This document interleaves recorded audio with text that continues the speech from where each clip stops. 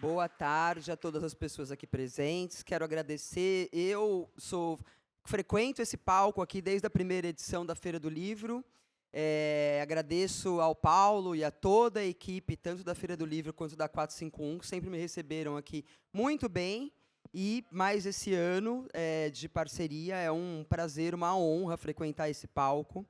Quero agradecer a Bianca e a Estelle, que me acompanharam aí nas últimas semanas, e a beleza desses dois livros e a maneira como eles conversam é muito impressionante. A gente vai dar hoje, essa 1 hora de conversa que a gente vai ter, vai ser uma palhinha da maravilha que são os dois livros dessas autoras, e eu espero que depois todos se dirijam à Livraria da Travessa, onde elas vão dar autógrafos, porque vale a pena ter essas duas obras na estante.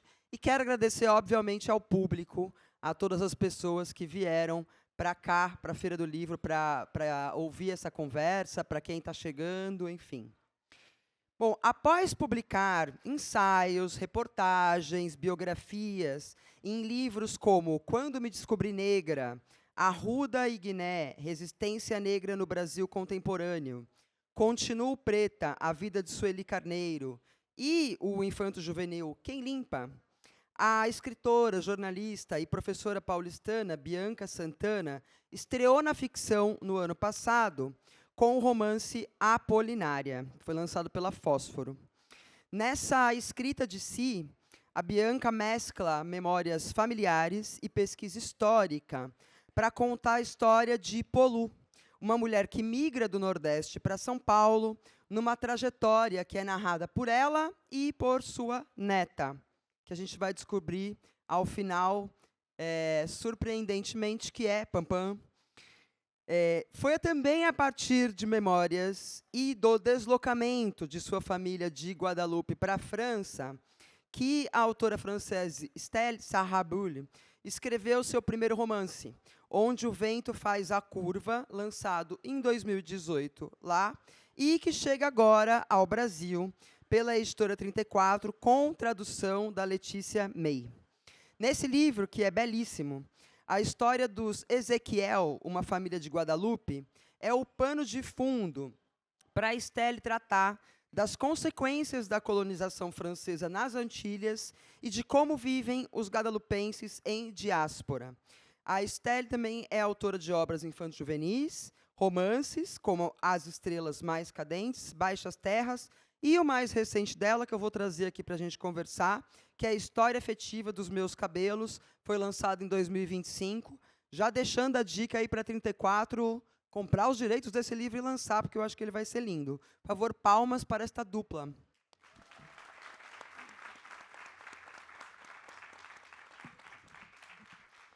Gostaria de começar o nosso papo falando sobre escrita de si de mulheres negras. A Bianca Santana publicou um artigo numa coletânea que foi lançada pela editora Record, que chama Eu Escreve, Dilema das Escritas de Si, foi organizada pela Natália Timmerman e a Gabriele Aguerre.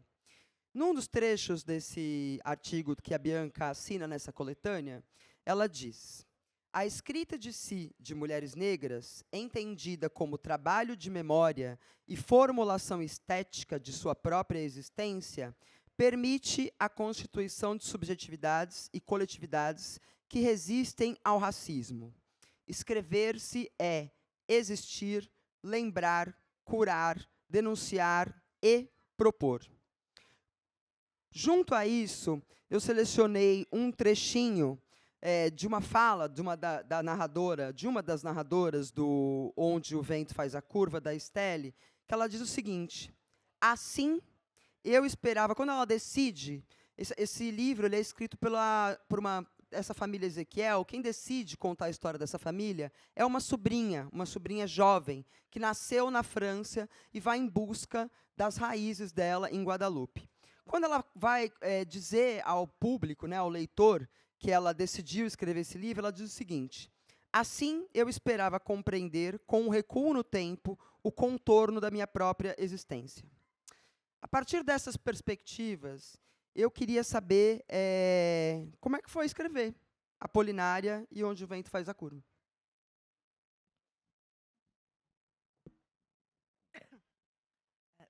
Desculpa, eu não falo português, mas fico honrada a estar aqui. Donc, obrigada. Donc la question, c'est comment j'ai commencé à écrire, c'est ça? Mas a partir da perspectiva da escrita de si de mulheres negras.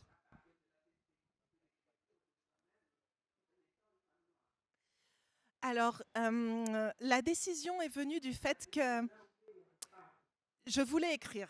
C'était vraiment quelque chose d'important pour moi parce que l'écriture est l'endroit où je me sens le mieux. Et quand je me suis demandé de quel sujet je pouvais parler, je me suis rendu compte que dans la littérature française, on ne parlait quasiment pas de la Caraïbe française. Les Antillais, les Caribéens français, sont très présents en France. La Guadeloupe et la Martinique sont français depuis 400 ans. Donc, c'est français même avant certaines villes de l'Hexagone. Par exemple, ça a été français avant la ville de Nice, en France. Et pourtant, dans la littérature française, on est très peu présent. Donc je me suis dit que ça pouvait être un bon sujet, plus original que la majorité de la littérature française, parce que dans la littérature française, dans 80% des cas, l'histoire se passe à Paris, pas très loin du boulevard Saint-Germain, avec uniquement des Blancs. Donc je ne savais pas encore si ce que j'allais écrire allait intéresser le public, mais je savais que c'était un point de vue original.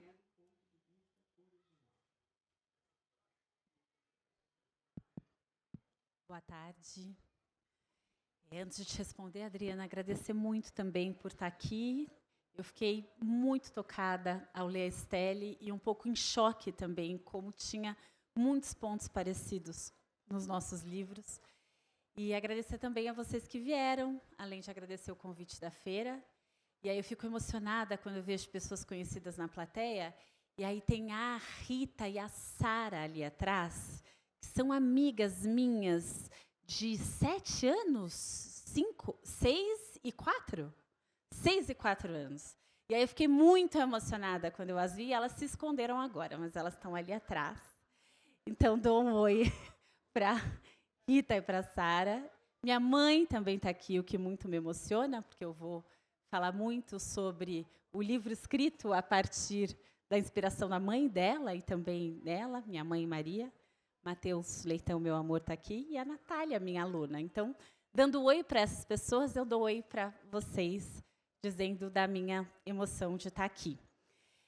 Eu escrevo, uma tese que tem o título Escrita de Si de Mulheres Negras, e eu demorei para chegar a esse tema.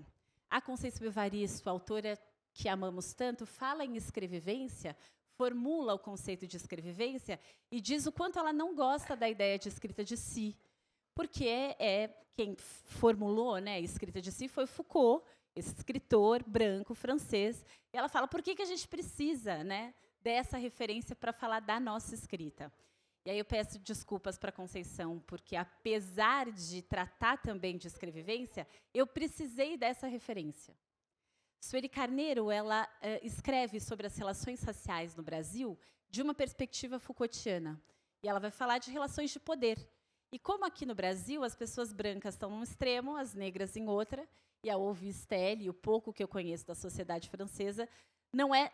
E essa afirmação cabe, é a mesma para os dois lugares. Mas a forma como o racismo opera aqui tem suas especificidades. Como, por exemplo, a gente ter acreditado por tanto tempo que aqui era uma democracia racial. E se a gente tem mais de 50% da população brasileira negra, A literatura brasileira também foi por muito tempo branca, escrita principalmente em São Paulo e no Rio de Janeiro, por homens, falando de sua própria realidade. Então, a importância de mulheres negras, nas palavras da Conceição, se apropriarem da pena para narrar a partir da própria vivência é enorme para a literatura. E quando ela diz narrar da própria vivência, não significa que você vai narrar exatamente o que aconteceu com você. Significa que você vai também inventar. Você vai produzir ficção, não ficção, literatura. Mas a partir desse corpo que tem a experiência. E não esse olhar externo que coisifica o outro.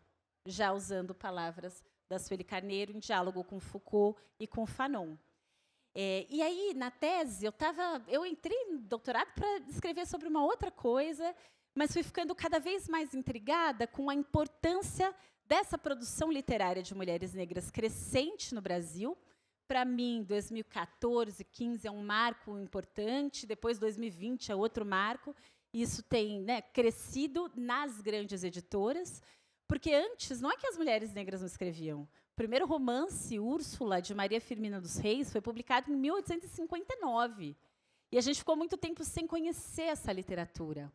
Carolina Maria de Jesus publicou Quarto de Despejo em 1960, e até hoje tem imortal na Academia Brasileira de Letras que diz que aquilo não é literatura. O que é um absurdo e mostra como estamos aquém. E aí entender essa escrita de ficção e não ficção a partir da própria experiência, mas no enfrentamento ao racismo, para mim foi importante olhar para o Foucault para pensar as técnicas de si e a escrita de si como possibilidade de resistência ao racismo. Mas aí essa Bianca do doutorado é a mesma Bianca que experimenta também escrever ficção e que tinha muita vontade, depois do Quando Me Descobri Negra, de escrever sobre a minha avó.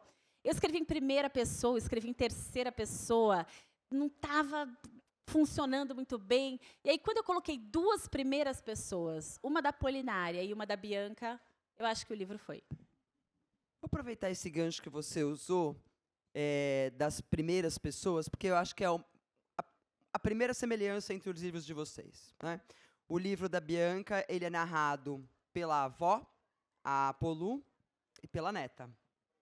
O livro da Estelle é narrado pela sobrinha, por 3 irmãos, 2 irmãs e 1 irmão.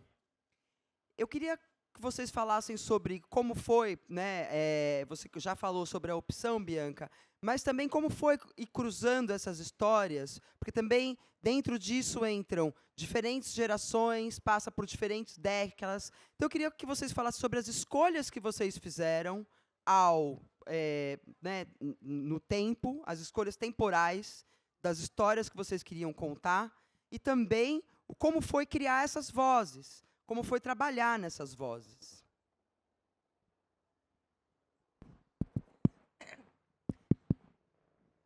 Je ne suis pas sûre que ça fonctionne.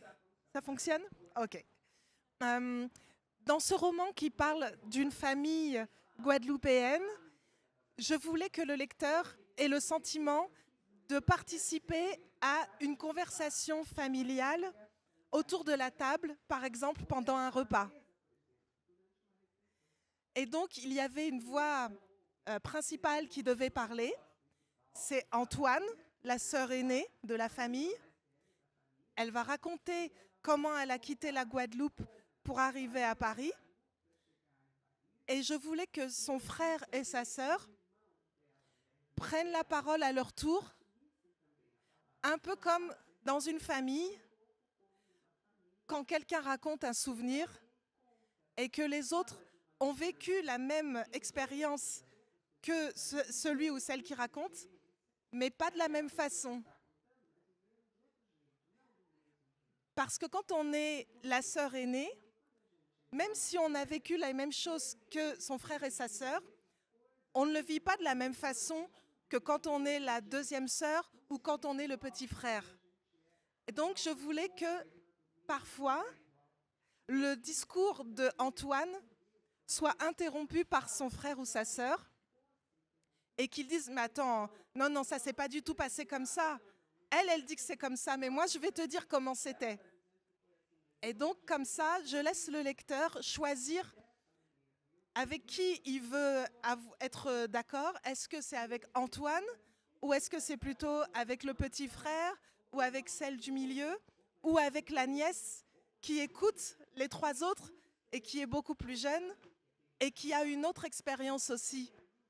Donc ça m'intéressait à travers ce récit familial de parler de l'histoire de la Guadeloupe au XXe siècle, des relations entre la France hexagonale et ces îles qui sont ses anciennes colonies, et de pouvoir donner plusieurs points de vue sur cette histoire commune.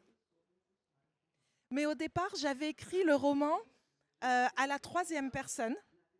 Donc, c'était Antoine, toujours le personnage principal. Et moi, en tant que narratrice extérieure, je disais « elle fait ça, elle fait ci ».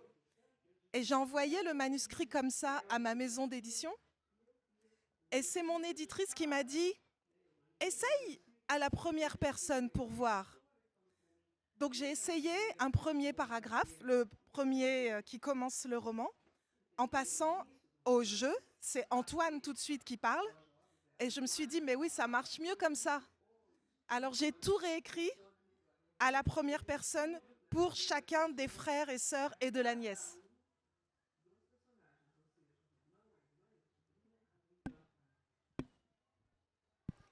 Que grande editora você tem, porque realmente foi uma belíssima escolha. E outra coisa que me chocou muito, é um pequeno spoiler, mas a Antoine, ela não tem esse nome. Ela tem um outro nome que precisa ser protegido. E esse outro nome parece muito com a Apolinária. E eu fiquei muito chocada também com isso. Mas, retomando as minhas primeiras pessoas, é isso. Eu queria muito escrever sobre a minha avó. Eu queria... mas não necessariamente na voz dela. Então, eu comecei a escrever sobre ela na terceira pessoa, tentando entender quem era essa narradora. Se a narradora era a neta, se era uma narradora, enfim, onisciente, quem ia contar essa história. E eu não consigo tomar essa decisão antes. Essa semana eu comecei ali um novo texto e eu estava conversando com meu filho, de 17 anos, e fazendo perguntas para ele, e aí eu sentei para escrever, e aí ele ficou um tempo no quarto, quando ele voltou, eu falei, Lucas, você pode ouvir um pedaço? Ele, mas já? Eu falei, mas você não vai planejar antes? Eu falei, não, eu vou escrevendo. E aí, conforme eu vou escrevendo, eu vou mudando o rumo, eu não planejo muito antes. E aí, nessa escrita, eu experimentei uma terceira pessoa que eu acho que não funcionou. Ela ficou um pouco falsa. Talvez porque eu tivesse com vontade de experimentar a voz da Apolinária. A minha avó nasceu na beira do Rio São Francisco com um vocabulário que, para mim, é muito encantador. E um modo de contar também muito encantador. E aí, além de ter o tom da minha avó, eu acabei visitando aquela região em alguns momentos. E aí isso foi firmando ainda mais o meu desejo de experimentar aquela voz, que não é como eu falo, nem como eu escrevo, mas que está muito presente em mim. E eu tinha muita vontade de experimentar. E aí eu escrevi, então, na voz da Apolinária, a história dela. Mas na história dela e na forma como ela narra, tem várias contradições. E além das próprias contradições, tem ali algo que me incomodava de deixar só na perspectiva dela. Porque a minha amada avó, uma mulher preta, nordestina, que nasceu no começo do século XX, ela reproduzia racismo sem muito pudor, né? E eu também não me sentia confortável em deixar aquela versão daquele jeito. E aí, o que fazer? Aí eu inventei uma neta que chamava Janaína. Veja bem. E aí, estou lá com a voz da Janaína, que era uma voz falsa, de uma Janaína muito inspirada na Bianca, não fazia sentido nenhum. Aí eu mandei a Janaína embora, escrevi mesmo como Bianca, e fui ali nessas duas vozes até seguir o livro. Muito legal que você já falou sobre a linguagem, Bianca. Queria que vocês aprofundassem um pouco sobre isso, porque outra semelhança entre esses dois livros, eu acho que é isso. É essa transição da linguagem, porque, no caso da Estelle, ela vai para o crioulo, que é uma língua que ela ouvia em casa, né, dos parentes, mas ela é alfabetizada no francês, né? Assim como a Bianca é alfabetizada no português e talhada no português, né, Bianca? Então, queria que vocês falassem um pouco também desse trabalho da linguagem que vocês fizeram, que é muito interessante e muito lindo. E o que vocês descobriram também nesse trabalho.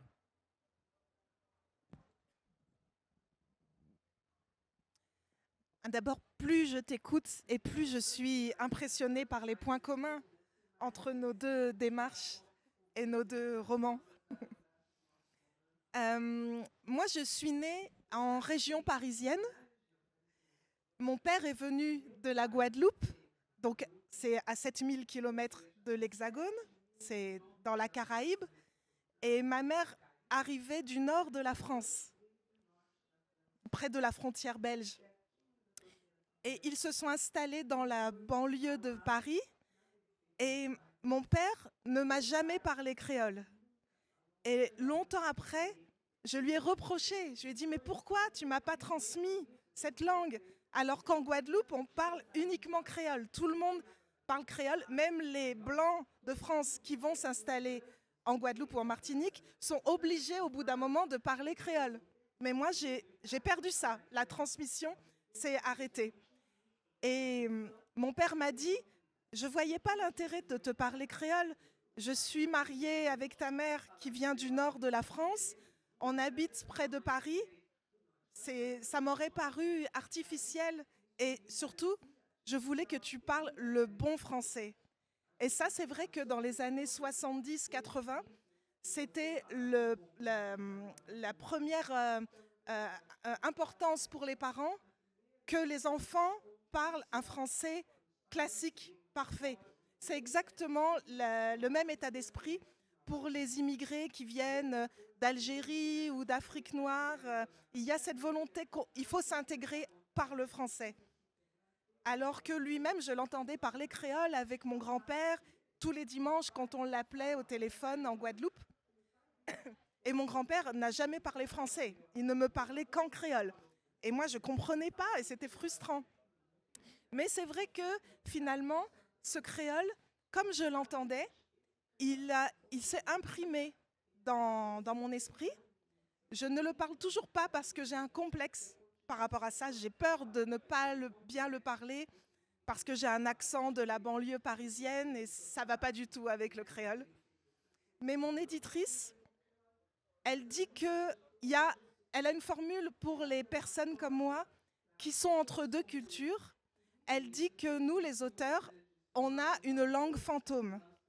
Et elle dit, toi, ta langue fantôme, c'est le créole. Et c'est vrai que je ne le parle pas, mais quand j'imagine des personnages qui viennent des Caraïbes, donc qui parlent le créole, tout de suite, j'ai des expressions et des mots qui me viennent que je peux mettre dans leur bouche. Donc en fait, je me venge un peu du fait que moi, je ne parle pas créole en faisant parler créole à mes personnages. Même si c'est juste par un mot ou deux, le lecteur va avoir l'impression que les personnages sont des créolophones, alors que moi, je ne sais pas dire plus de 3 mots dans la réalité.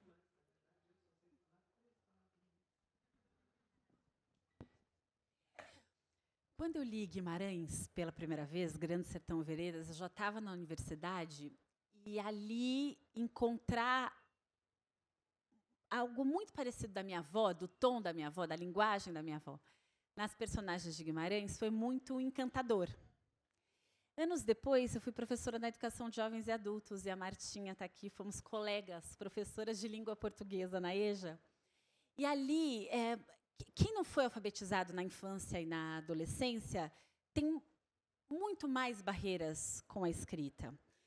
E eu tinha algo ali, né, muito desafiador de estimular aqueles estudantes, muitas pessoas idosas, principalmente, a escreverem, quando elas tinham muito medo de escrever. E aí a Bel, que era a nossa coordenadora, muito sensacional, ela me estimulou a trabalhar a autobiografia como gênero textual para estimular as pessoas a escreverem a partir das próprias histórias. E ainda assim, era um pouco difícil, porque o que eu trazia como exemplo de texto autobiográfico tinha uma linguagem diferente.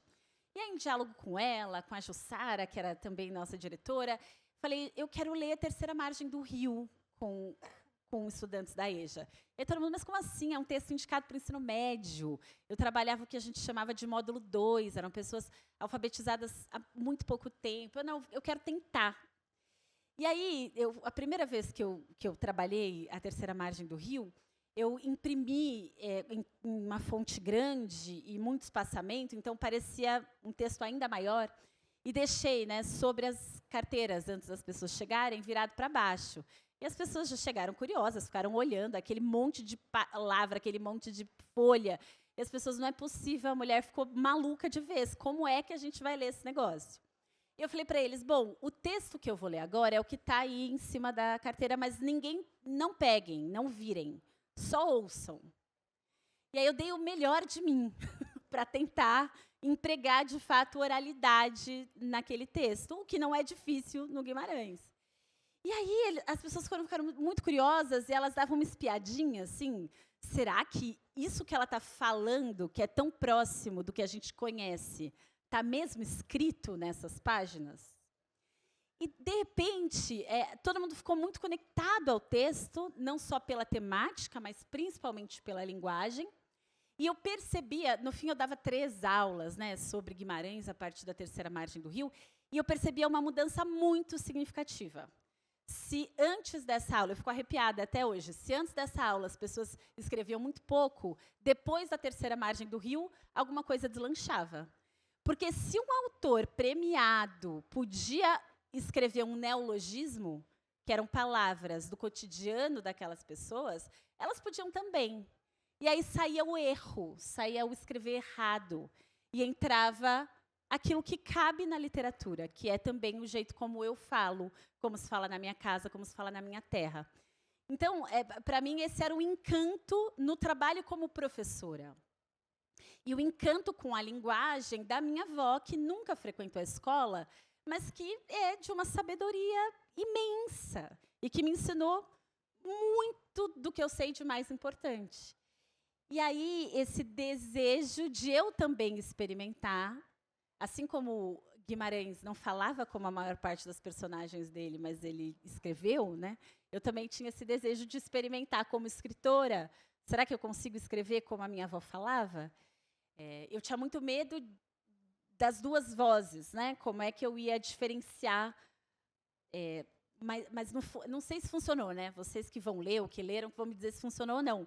Mas, ao escrever, depois me pareceu menos difícil do que eu achava que seria no início. E é esse português da Lélia Gonzalez, que é esse português tão mudado pelas línguas banto, principalmente no Brasil, mas também essa música sertaneja, que me encanta demais na minha avó e no Guimarães. Quero convidar todos a participarem, acho que deve estar circulando já por aí os papeizinhos para mandar as perguntas, que a gente vai, daqui a pouco, começar a introduzir perguntas da plateia com o maior prazer. Acho que uma das coisas mais bonitas que a gente vive nesse momento, de finalmente publicação de autoras e autores racializados, é entender a multiplicidade de vivências que essas pessoas têm, né? Preto não é tudo igual. E a gente está aqui entre 3 mulheres que na França são chamadas de mestiças, nos Estados Unidos são birraciais, no Brasil são pardas. E é muito interessante também como essa multiplicidade de vivências aparece também nesses textos. Você se descobrir negra é muito diferente também nesses diferentes contextos. Tem um trecho do livro da Esther que ela fala: mestiço é um entre 2 que carrega algo de ameaçador, carrega algo de ameaçador para a identidade. Queria saber como isso se reflete no projeto literário de vocês. Alors, quand j'étais petite, donc moi je vivais dans la banlieue parisienne, où il y avait des gens qui arrivaient de partout. Donc il y avait ce qu'on appelle les pieds noirs, ce sont les colons français qui ont été chassés d'Algérie, quand l'Algérie est devenue indépendante.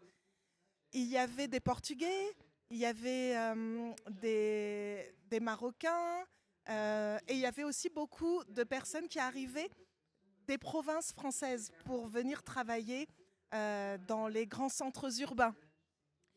Et on me demandait toujours d'où moi je venais. Alors je leur disais, je viens de Créteil, c'est le nom de la ville, de la banlieue où je suis née.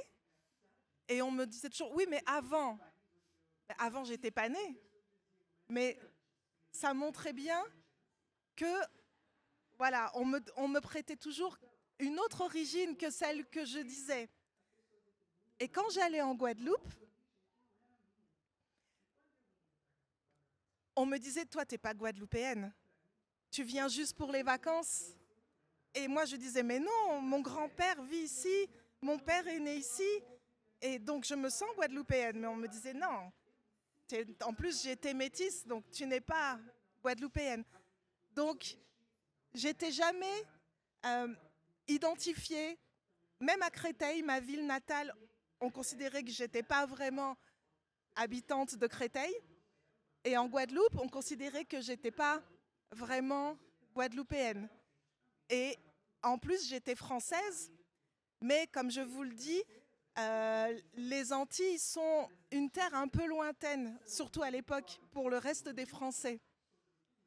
Et puis je venais aussi du Nord, où on parle un autre patois, c'est le patois ch'ti, qui est très particulier à cette frontière avec la Belgique. Donc, je suis à la fois nulle part identifiée, et pourtant je viens de tous ces endroits.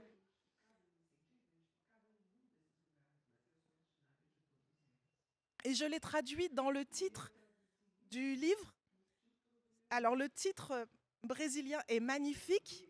Onde o vento faça curva, c'est merveilleux.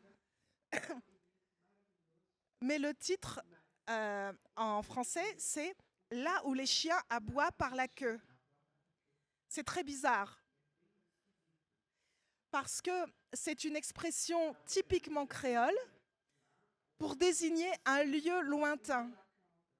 Mais les Antillais le disent en créole. Ils disent « c'est la chien qui a jappé paquet ». C'est le créole. Ils ne l'emploient jamais en français. Ils ne disent jamais « là où les chiens aboient par la queue ». Et dans l'Hexagone, dans la France hexagonale, « là où les chiens aboient par la queue », c'est une phrase grammaticalement correcte, mais ça ne veut rien dire. Qu'est-ce que c'est que ces chiens qui aboient par la queue? Donc c'est bizarre pour tout le monde. Pour les Antillais qui disent « mais c'est la chien qui a jappé paquet », mais qui ne comprennent pas tout de suite la phrase française. Et c'est bizarre pour les Français qui disent « qu'est-ce que c'est que cette histoire de chien ?» Donc c'est un peu à mon image, puisque moi j'étais bizarre partout aussi, mais en même temps, tout le monde voyait que j'avais la culture locale à chaque fois. Donc c'était un petit clin d'œil de prendre cette expression créole, mais de la traduire en français correct, classique, comme titre de mon roman, parce que ça me représente bien.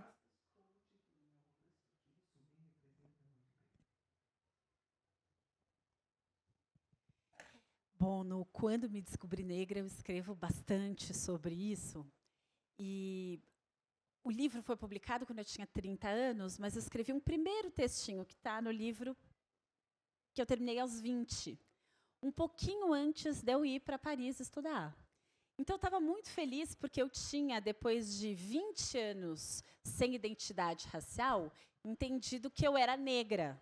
Então, eu saí do Brasil muito apropriada dessa identidade. E aí eu chego em Paris e as pessoas achavam que eu era parisiense, o que me deixou também chocada. Eu falava, mas como assim parisiense? Olha para mim, eu obviamente não sou francesa. As pessoas falavam, não, você é filha de argelinos. Como assim eu sou filha de argelinos? Se eu cruzei o Atlântico e agora é que eu entendi que eu sou negra. E aí eu fui, ao longo desses anos, tendo a oportunidade de conhecer diferentes países, percebendo que tem gente da nossa cor de pele em todos os lugares. Porque sabe a massinha que você, criança, pega e vai misturando todas as cores? Mistura todas, elas ficam da nossa cor, exatamente da nossa cor, sabe? Cor de burro quando foge, essa cor misturadinha é a nossa. Isso tem uma beleza que por muito tempo me pareceu ausência, me parecia falta. Hoje eu tenho certeza de que não é falta, de que é o todo, de que é poder vir de todos os lugares, que é poder identificar gente parecida com você em todos os lugares. Então, a primeira vez que eu fui ao continente africano, eu fui primeiro para a Etiópia e depois para o Quênia. E aí eu cheguei na Etiópia e foi chocante, porque tem algumas etnias que se parecem imensamente comigo, não só no tom de pele, essa bochecha alta e esse olho mais puxado. A minha mãe, a hora que eu vi a presidência da Etiópia, eu olhei um quadro e falei, o que a minha mãe está fazendo na parede, né, de um consulado? E aí eu mandei a foto para ela, meu Deus, eu tenho uma irmã aí perdida, muito parecida. E aí eu falei, bom, tudo bem, aqui na Etiópia tem umas etnias parecidas. Aí eu chego ao Quênia, que é um país, né, da África subsaariana, é um país preto. Mas eu encontrei muita gente da minha cor de pele. Por quê? Porque tem mistura em todos os lugares. Eu tive recentemente com o Matheus em Joanesburgo, e no Museu do Apartheid tem uma coisa muito bonita, assim, do lado de fora do museu, tem algumas esculturas na parede com algumas frases. E assim, nós somos caminhantes, ponto final. Todo mundo é caminhante. Todo mundo chegou a algum lugar em algum momento. Então, quando as pessoas te perguntam, né, mas e antes, dá para perguntar isso para todo mundo, de todos os lugares. Porque todo mundo tem ancestrais que vieram de algum lugar para outro. Porque nós, pessoas, nós humanos, somos caminhantes. Nós somos contadores de história. E isso nos constitui comunidade. E quem inventou a diferença... Não, a diferença existe, obviamente, mas quem transformou a diferença em desigualdade foi a Europa, num dado momento do mundo, para subjugar algumas pessoas e dominá-las, certo? Seja pela invasão, seja para a escravização. Isso faz o racismo. O racismo demarca as diferenças como algo negativo e olha para nós, as misturas, né, como as impuras, como aquilo que falta, como aquilo que deve ser enfrentado ou combatido. Então, hoje eu tenho o maior orgulho de ter essa cor da mistura, porque talvez seja uma síntese disso que é tão humano, que é a nossa possibilidade do encontro, a nossa possibilidade de, apesar das diferenças, estarmos em conexão. E aqui no Brasil, pessoas da nossa cor, pardas, somos negras. E por que somos negras? Porque todos os dados socioeconômicos mostram que pessoas pardas e pretas vivem desigualdades muito parecidas no Brasil em relação às pessoas brancas. Então, os dados de renda são parecidos, os de violência são parecidos e são muito diferentes dos das pessoas brancas. Por isso, no Brasil, quando a gente olha as nossas relações sociais, a gente tem brancos de um lado, negros do outro, e negros essa soma de pretos e pardos. Então, no Brasil, sou negra.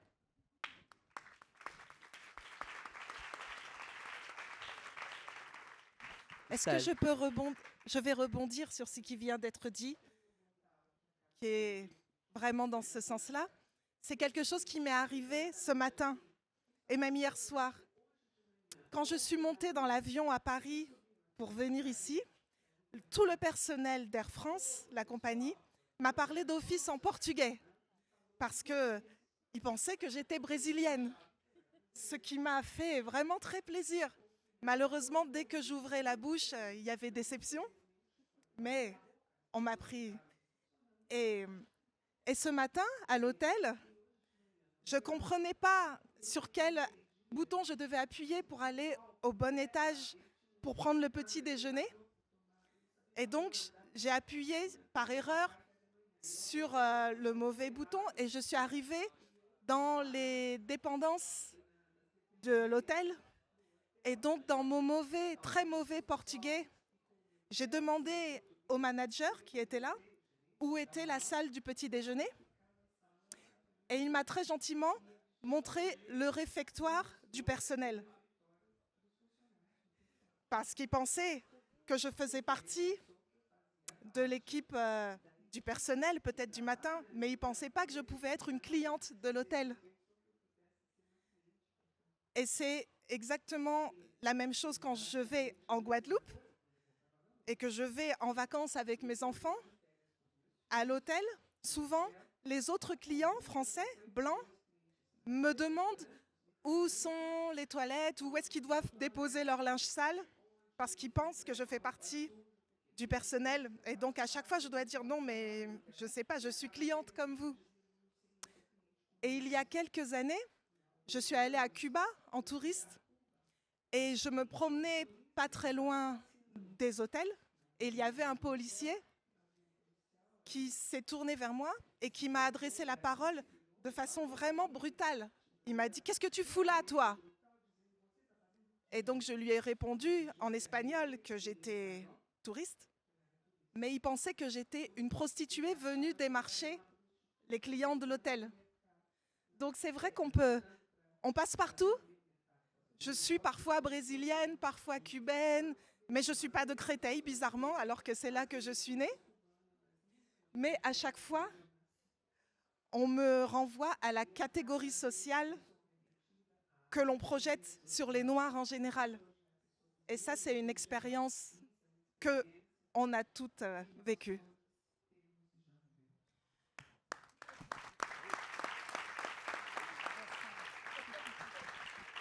Olha, Estelle, eu sinto muito que você tenha descoberto que essa é uma mulher negra no Brasil vivendo essa experiência, e ainda que você tenha vivido em outros lugares do mundo, é muito mais lamentável que isso aconteça no Brasil, porque o Brasil é o segundo lugar do mundo que mais tem pessoas negras no planeta. Então, é ainda mais triste, né?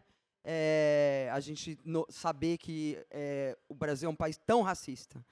Non, mais j'ai fini par trouver le restaurant de l'hôtel. Parce qu'au départ, quand je suis arrivée dans le réfectoire du personnel, je me suis dit, c'est vraiment petit, c'est bizarre. Et donc, je me suis débrouillée toute seule.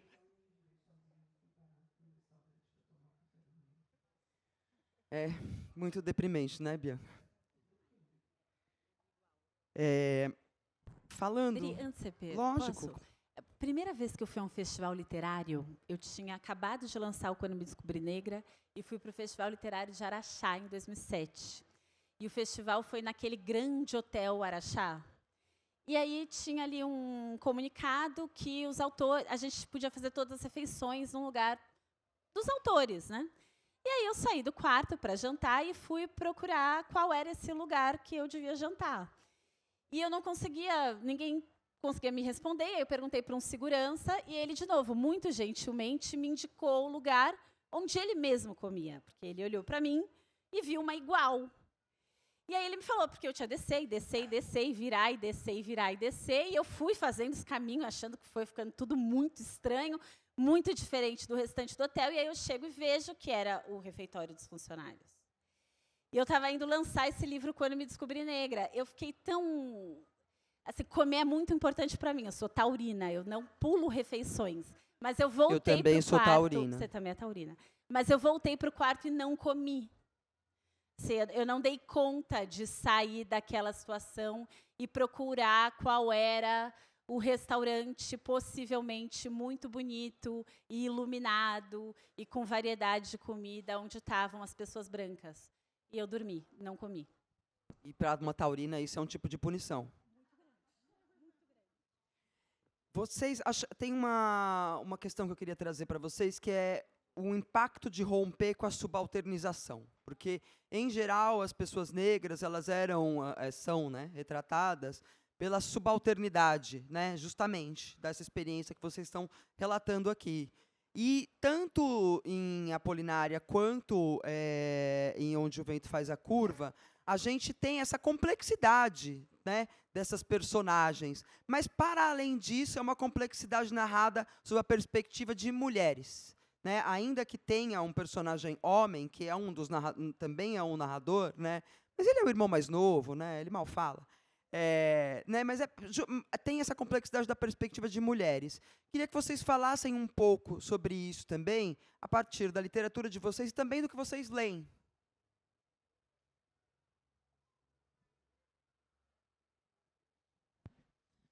Donc le fait d'écrire à partir du point de vue d'une femme, c'est ça? Mas também de mulheres que são subalternizadas e da complexidade dessas personalidades. Antoine, mon personnage principal, donc la sœur aînée, porte un prénom masculin en français. C'est fait exprès, d'abord parce que aux Antilles, pendant très longtemps, les prénoms étaient beaucoup moins genrés que dans la France hexagonale. En France,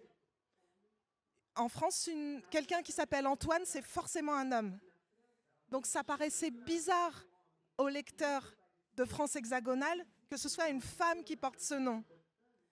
Aux Antilles, ça ne choquait pas.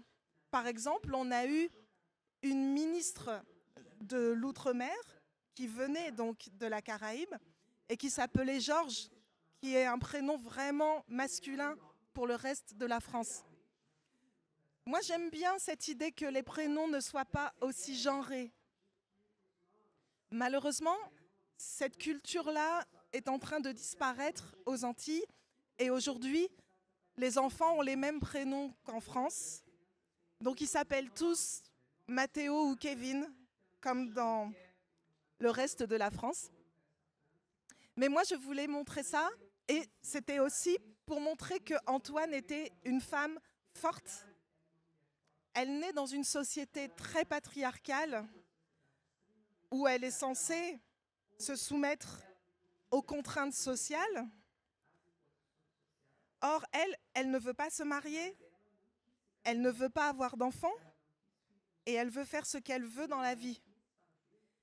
Elle est très belle, mais sa beauté, pour elle, c'est presque un fardeau par rapport aux objectifs qu'elle a.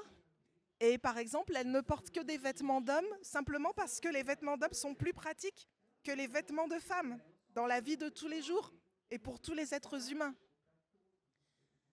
Donc, j'ai fait cette femme forte qui va traverser beaucoup d'obstacles, qui va avoir des histoires d'amour, mais ce n'est pas le centre de sa vie. Et ça, c'est vraiment quelque chose qui n'est pas commun dans la littérature française, alors que des femmes fortes comme ça, il y en a beaucoup aux Antilles. Et bizarrement, parmi les lecteurs en France hexagonale, le livre a eu beaucoup de succès, mais une question qui revenait toujours, c'est pourquoi c'est une femme qui parle, qui prend la parole, et pourquoi les hommes ont si peu de place dans votre roman ? Alors qu'il y a un homme, mais c'est le petit frère. Pour une fois, c'est pas l'aîné, c'est pas celui qui a le pouvoir. Et quand on me pose cette question, à chaque fois je réponds, vous vous posez jamais la question à l'inverse. Dans 70% des romans, c'est vrai que ce sont les hommes qui ont la part belle, et personne ne se pose la question. Mais là, pour une fois que c'est l'inverse, ça paraît un peu étrange. Et c'était des femmes souvent qui me posaient cette question. Donc c'est des schémas patriarcaux qui sont bien partagés par les hommes et les femmes. Donc c'était intéressant pour moi de partir de la culture antillaise pour faire réfléchir tout le pays, toute la France, sur ces modèles très patriarcaux qu'on a encore tous dans la tête.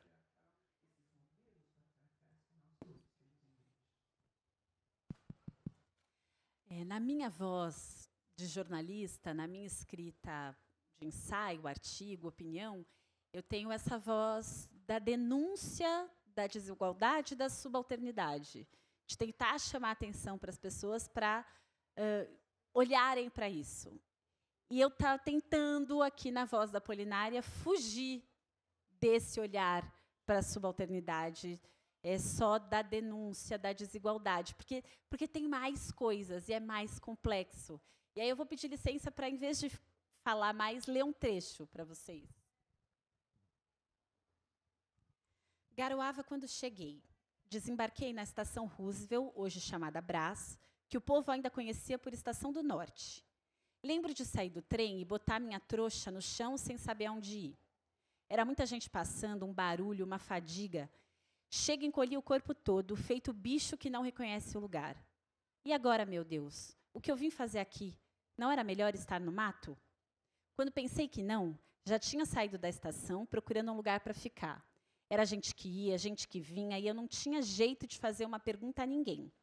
Na rua, minha nossa, era carro, era anúncio, era porteira abrindo, porteira fechando, uma zonzeira. Os primeiros meses em São Paulo foram de zonzeira. Se uma festa em Sítio do Mato me deixava sem ar, quando o povo todo ia para a praça, imagina uma cidade desse tamanho. Tudo era grande, tudo era rápido. Na pensão onde fui morar, tinha gente chegando do norte todo dia. Cada qual com uma história, com um desejo. Eu só fazia ouvir. Ouvia a história de cada pessoa que se dirigia a mim com atenção. E no bonde, na rua, ouvia até conversa de estranho. Cada pessoa, um ensinamento. Cada história, uma ideia de como eu podia viver dali para frente. Foi Dona Diva, a dona da pensão, que me disse que a vidraçaria Santa Marina estava contratando. Uma firma muito boa. Soledad, uma espanhola bem séria, trabalhava lá e disse que podia me apresentar. Só precisava levar meus documentos. No dia seguinte, bem cedinho, fui até a estação de trem perguntar a um policial como eu podia tirar documento. Naquele tempo, não era todo mundo que tinha. Meu coração gelou quando o escrivão do cartório começou a perguntaiada. Dia de nascimento? 24 de fevereiro. Ano? Os antigos diziam 1919. Você tem 27 anos? Nem parece. É casada? Não sou, não. 27 anos e solteira? Eu disse 27 anos? Não disse, não. Se você nasceu em 1919, tem 27 anos. Os antigos diziam que nasci em 1919. Mas eu não tenho tudo isso, não. Eles devem estar enganados. Eu tenho 21 anos. 21? Então o ano é 1925. O moço ficou irritado com a cara de tonta que Deus me deu. Só faltou me chamar de burra. Quando pensei que não, tinha registro geral e carteira profissional. Fui fichada na Santa Marina como auxiliar de limpeza, porque não sabia ler nem escrever. Chegava sempre meia hora adiantada, fazia tudo o que a encarregada mandava e ainda mais. Só ouvia elogio do povo. Ganhava presente das operárias quase toda semana. Uma saia que não servia para uma, um sapato apertado para outra. Eu só andava na rua muito bem arrumada com o que elas me davam.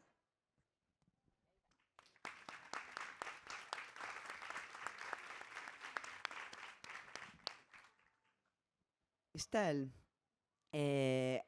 junto com esse movimento que a gente, felizmente, tem no mercado editorial brasileiro, de maior investimento em publicar autoras e autores racializados, felizmente, a gente tem também a chegada de muitos autores das chamadas Antilhas francesas. Então, a gente tem Maryse Condé, Aimé Césaire, Simone Schwartz-Bart, Frantz Fanon, Patrick Chamoiseau, Edouard Glissant. Eu queria que você contasse um pouco, porque eles são todos estrelas da francofonia, né? Queria que você falasse um pouco sobre como é que a obra desses autores, eles te impactaram, e sob a perspectiva de uma francesa, né, que é descendente de antilhanos.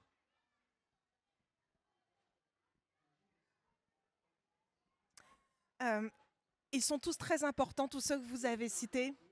C'est comme une constellation qui à la fois m'envoie sa lumière et vers lesquels je lève les yeux avec beaucoup d'admiration.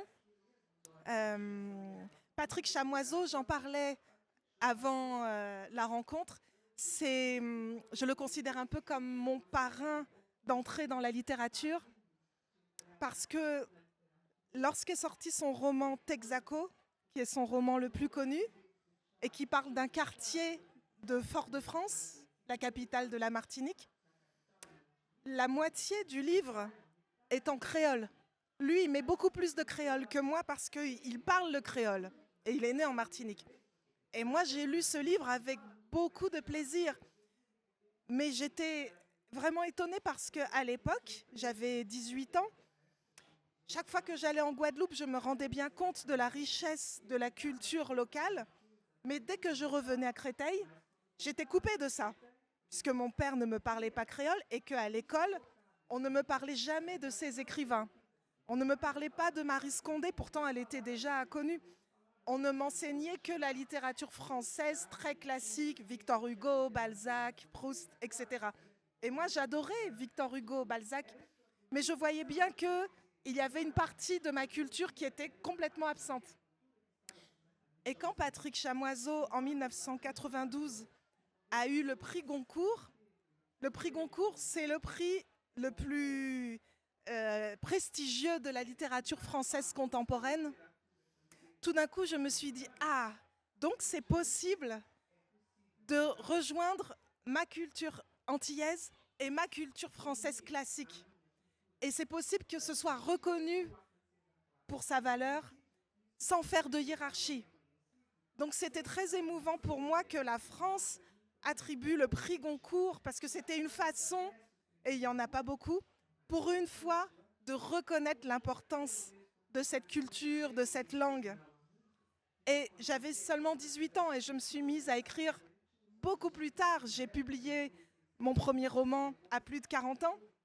Mais je crois que déjà à cette époque, ça a été un déclic psychologique de me dire que je pouvais faire la connexion entre les deux et pas mettre une culture derrière l'autre.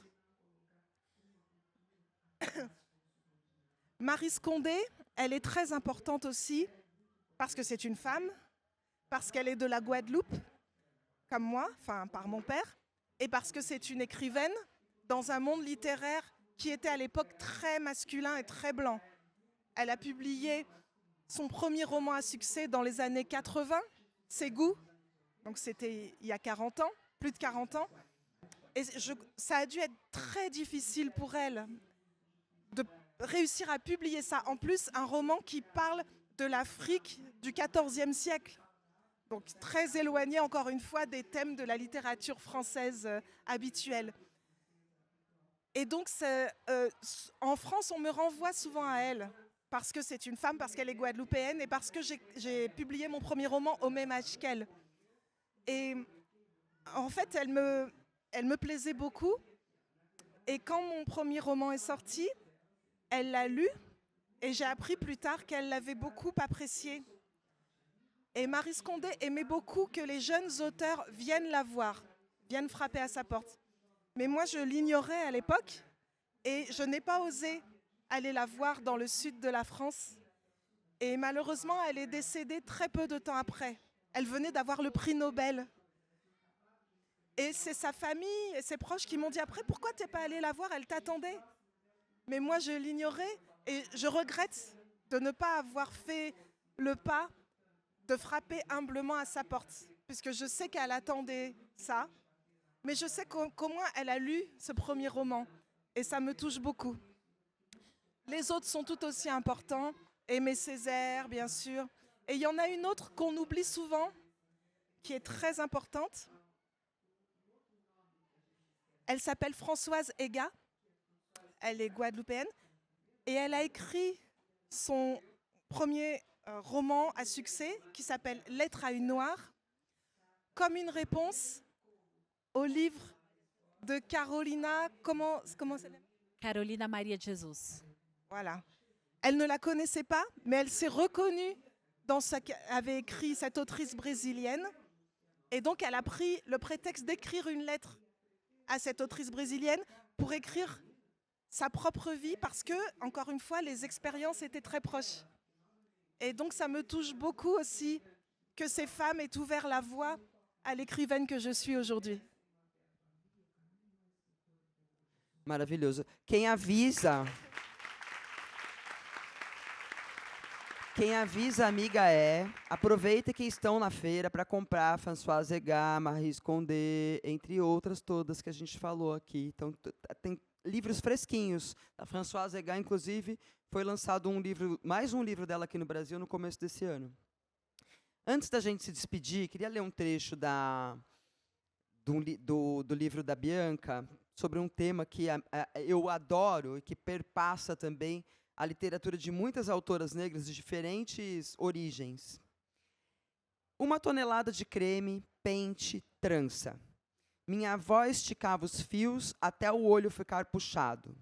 Insistia que nosso cabelo ruim tinha que ficar sempre preso, sem nenhum arrepiadinho. Parte de mim concordava com ela. Parte queria ter dinheiro para fazer escova no salão e brilhar com o liso. Parte ainda queria deixar o crespo armado, mas para a avó não importava o que eu queria. Importava a neta estar sempre arrumada e não parecer essas neguinha. O cabelo ruim estava sempre preso, e as notas do boletim precisavam ser as melhores. Sob diferente perspectiva, a Estelle também trata de cabelo no livro dela, assim como a Chimamanda abre Americaná falando sobre cabelo. A Jaimília Pereira de Almeida, que é uma autora luso-angolana, comprem também, estreou na literatura com um livro chamado Esse Cabelo, e a Estelle acabou de lançar agora a história afetiva dos meus cabelos. Queria ouvi-la sobre o quanto ainda pode render na literatura o cabelo crespo de mulheres negras. Oui, mon livre en français s'appelle Histoire sentimentale de mes cheveux. Et c'est vrai que je pars du fait que j'ai les cheveux crépus dans une société française où ce n'est pas la norme majoritaire. Et je raconte comment le fait d'avoir mes cheveux a probablement conditionné aussi le fait que je sois devenue écrivaine. Parce que, encore une fois, ne pas appartenir à la norme, c'est devoir se construire soi-même, envers et contre tout, mais aussi ça permet d'avoir un regard extérieur sur la société et de comprendre que les gens fonctionnent dans des tas de préjugés. Et par ailleurs, il se trouve qu'une fois que je suis devenue écrivaine, j'ai candidaté pour gagner ma vie dans un lycée de banlieue parisienne pour faire une résidence d'écrivaine de 10 mois. Et la proviseure du lycée m'a dit « Moi, je veux bien vous accueillir dans le lycée pour que vous travailliez avec les élèves, mais je veux que vous travailliez seulement avec une classe. C'est une classe où il y a des lycéens qui se destinent à être coiffeurs. Ils sont en CAP coiffure. CAP, c'est le nom de la formation. Et ce sont des jeunes qui ont 15 ans, 16 ans, et dans 2 ans, ils vont être dans la vie professionnelle. Et ils sont éloignés de la littérature et de la chose écrite. Donc s'il reste une chance pour eux de pouvoir discuter avec une écrivaine et de parler littérature, c'est maintenant. Donc moi, j'ai dit OK, mais je me demandais ce que j'allais pouvoir raconter à des lycéens qui se destinaient à être coiffeurs. Et donc, j'ai commencé à regarder dans la littérature mondiale, française, mais aussi internationale, si on parlait des cheveux. Et je me suis aperçue que c'est un thème qui revient énormément dans la littérature de toutes les époques. Du Japon médiéval à Chimamanda Ngozi Adichie, en passant par Réponse ou Poil de carotte. Le cheveu est quelque chose d'important parce que c'est ce qui nous est le plus intime, mais c'est aussi quelque chose de très social, qu'on ne laisse jamais tranquille. Parce qu'à travers nos coiffures, on va exprimer quelque chose que la société va accepter ou rejeter. Et donc, c'était intéressant pour moi de voir que ce sujet qui peut paraître trivial, non seulement il n'est pas du tout trivial pour les femmes noires depuis extrêmement longtemps, et surtout depuis l'esclavage et le fait qu'on a stigmatisé les cheveux crépus, mais au-delà de ça, c'est vraiment un sujet qui concerne tout le monde. Par exemple, des femmes qui ont eu un cancer et qui perdent leurs cheveux, aux femmes aussi qui vieillissent et qui teignent leurs cheveux, aux hommes qui ont de la calvitie. Le cheveu, c'est vraiment un sujet important. Donc, je voulais montrer ça dans le livre. Et aussi, je me suis aperçue que ces élèves que j'avais en face de moi, ils étaient tous racisés, c'est-à-dire qu'ils venaient plutôt c'était des enfants de l'immigration de 2e ou 3e génération qui venaient d'Afrique du Nord ou d'Afrique subsaharienne. Donc ils avaient aussi souvent des cheveux crépus et les filles notamment savaient très très bien coiffer des tas de coiffures, de tresses. Mais dans la formation qu'elles étaient en train de suivre, elle n'apprenait à coiffer que des cheveux raides, qu'on dit caucasiens. Et je voyais les têtes à cheveux sur lesquelles elle s'entraînait, et ce n'était que des cheveux raides. Et en France, ce n'est seulement que depuis 2023 qu'il est possible, comme un additionnel à la formation, de passer une partie du diplôme sur des cheveux qui ne sont pas raides, qui ne sont pas crépus. Mais c'est toujours un peu quand même marginal dans la formation. Donc on perd, là encore, un savoir-faire très riche. Et en plus, ces jeunes filles et ces jeunes garçons allaient ouvrir des salons de coiffure probablement dans les banlieues où il y a des gens comme ça.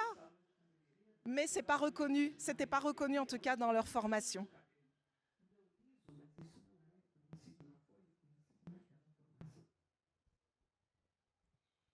Eu falei na sua primeira pergunta que eu mudei o tema da tese de doutorado e o tema que eu ia estudar era a transição capilar, que era uma coisa que estava sendo muito falada nas redes ali entre 2014 e 2016, que era exatamente essa tomada de consciência racial, mas que passava também pelo cabelo, né?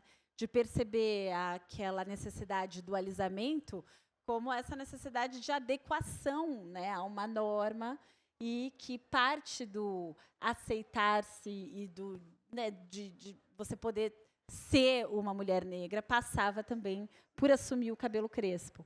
Então, eu tinha vontade de pesquisar esse fenômeno nas redes, mas acabei migrando para escrita de si durante a pesquisa. Recentemente, eu falei do livro que eu estou escrevendo agora, né, não sei se próximo livro, porque a gente nunca sabe se alguma coisa vai entrar no meio do caminho, né? Mas eu tenho ali um esboço, que um dia vai ser livro, sobre o meu pai. E aí eu respondi uma pergunta numa mesa, dizendo que talvez eu tenha escrito sobre o meu pai em tudo que eu já escrevi. E aí, agora que você fez a pergunta, eu falei, nossa, eu acho que eu escrevo sobre o meu pai e sobre o meu cabelo. Porque esse trecho que você leu de Apolinária, eu tenho algo escrito de outro modo no Quando Eu Me Descobri Negra, também sobre o cabelo. E pela quantidade, né, de referências que vocês duas trouxeram, fica muito explícito como é um tema que atravessa gênero e raça, né, o cabelo. No Brasil, é um tema também para mulheres não negras, o cabelo, né? Talvez cabelo seja um tema para todas as pessoas. Mas ele explicita, como a gente acabou de ouvir da Estelle, algo muito palpável daquilo que é íntimo com aquilo que é aquilo que você mostra como belo, né? Aquilo que você reconhece como belo.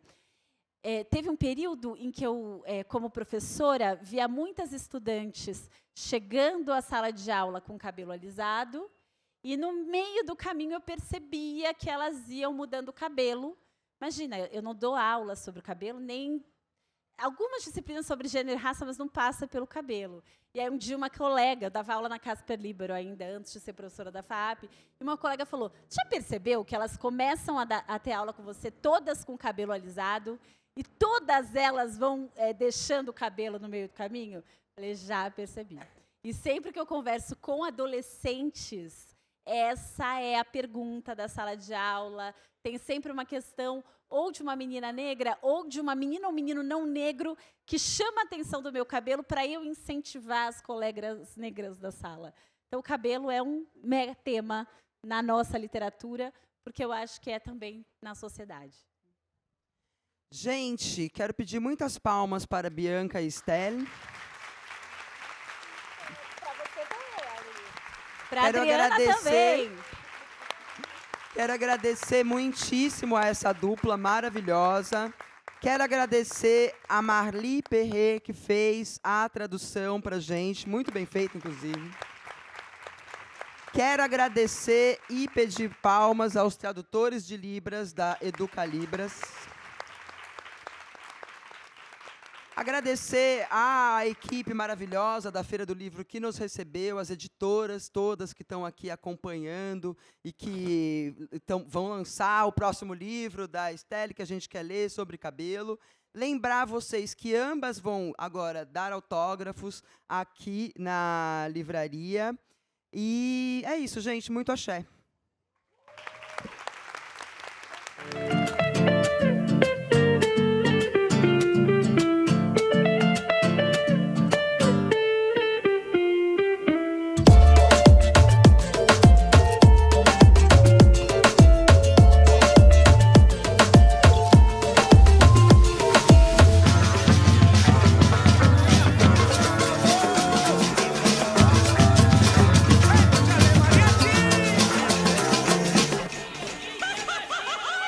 todos e todas bem-vindos à Feira do Livro 2026.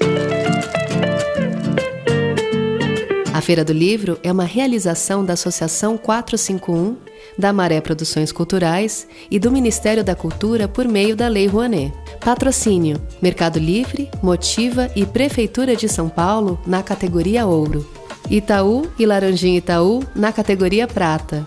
Apoio: Pinheiro Neto Advogados, Instituto Ibirapitanga, Enjoei e Companhia das Letras. Parceria institucional: Livraria da Travessa, Mercado Livre Arena Pacaembu, SP Livro e Museu do Futebol, junto à Secretaria da Cultura, Economia e Indústria Criativas do Estado de São Paulo.